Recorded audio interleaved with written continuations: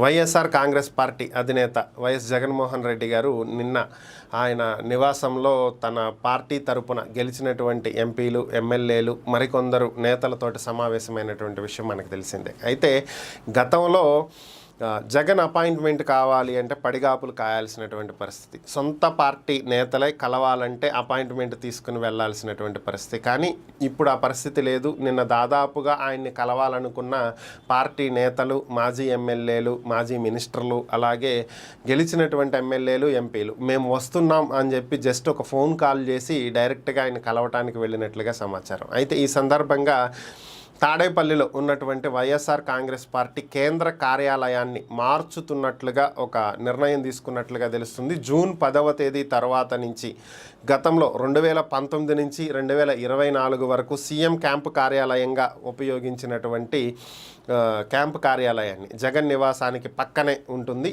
దీన్ని వైఎస్ఆర్ కాంగ్రెస్ పార్టీ కేంద్ర కార్యాలయంగా మారుస్తున్నట్లుగా తెలుస్తుంది.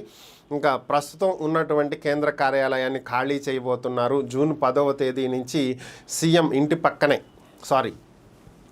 జగన్మోహన్ రెడ్డి గారి ఇంటి పక్కనే ఉన్నటువంటి క్యాంపు కార్యాలయాన్నే పార్టీ కేంద్ర కార్యాలయంగా మార్చబోతున్నారు. ఎందుకంటే రాష్ట్ర నలుమూలల నుంచి వచ్చేటువంటి వైఎస్ఆర్ కాంగ్రెస్ పార్టీ కార్యకర్తలు, క్రింది స్థాయి నాయకులు, ఎమ్మెల్యేలు, ఎంపీలు, మాజీ ఎమ్మెల్యేలు, మాజీ మినిస్టర్లు, అలాగే పార్టీ కేడరు, పార్టీ అభిమానులు, జగన్ గారి అభిమానులు, ఇలా అందరికీ అందుబాటులో ఉండటం కోసం, అవసరమైనప్పుడు వాళ్ళని కలవటం కోసం, అలాగే ఈ 5 ఏళ్ళు పార్టీ చేయవలసినటువంటి కార్యక్రమాలు, దిశానిర్దేశం, పార్టీని ఎలా ముందుకు తీసుకెళ్ళాలి, వచ్చే ఎన్నికల్లో పార్టీని ఎలా బలోపేతం చేసుకుని మరొకసారి అధికారంలోకి రావాలి, ఈ అంశాలన్నీ కూడా ఒక ప్రణాళికాబద్ధంగా నడవటం కోసం అక్కడికి కార్యాలయం మార్చుకుంటున్నట్లుగా సమాచారం. దీని గురించి జగన్ గారు ఒక ప్రకటన చేసినట్లుగా తెలుస్తుంది.